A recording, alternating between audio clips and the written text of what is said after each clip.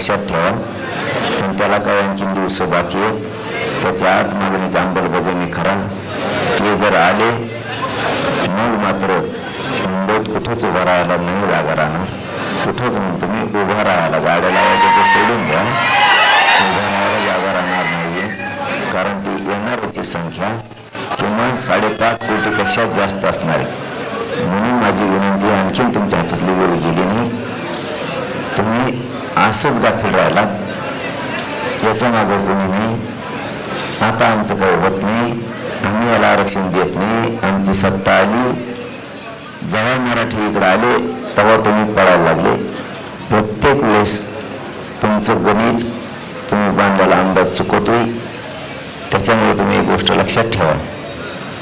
तुम्ही माझ्याबद्दल आयुष्यात विचार करू नका. मी विचित्र रसायने, मी विचित्र आहे. माझा समाज मला आयुष्यात सोडू शकत नाही. पक्षाला लाथ मारू शकतो माझ्यासाठी मराठा समाज. माझ्यासाठी पक्षाला लाथ मारू शकतो माझा मराठा समाज. एवढा माझ्यावरती प्रेम करतो माझा समाज. आणि मीही माझ्या समाजावरती तेवढं प्रेम करतो.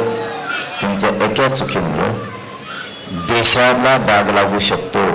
फडणवीस साहेब, तुमच्या एका चुकीमुळं, तुमच्या आडमुठ्यापणामुळं, तुमच्या बालिश बुद्धीमुळं, तुमच्या आडमुठ्या बुद्धीमुळं, तुमच्या देशाने भरलेल्या बुद्धीमुळं, मराठ्यांविषयी तुम्हाला आकर्ष आणि द्वेष असल्यामुळं या बुद्धीपायी तुमच्या अशा संकुचित बुद्धीपायी देशाला डाग लागू शकतो. मोदी साहेबांना डाग लागू शकतो.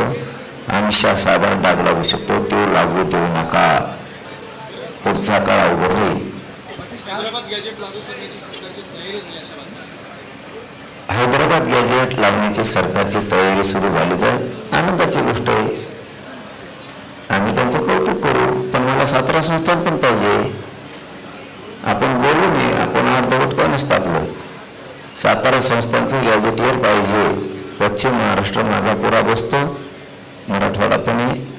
मला 17 संस्थान पण पाहिजे. केसेस पण पूर्ण मागं पाहिजे सरसकट. मला बलिदान गेलेल्या कुटुंबाच्या नोकरी आणि आर्थिक निधी पण पाहिजे. मी एकही गोष्ट त्यातली सोडणार नाही. म्हणून सरकारने त्याच्यावर बारकाईने लक्ष ठेवावं. मराठा आणि कुणबी एक आहे. तो पण मला जेआर पाहिजे. तो पण मला जेआर पाहिजे. मला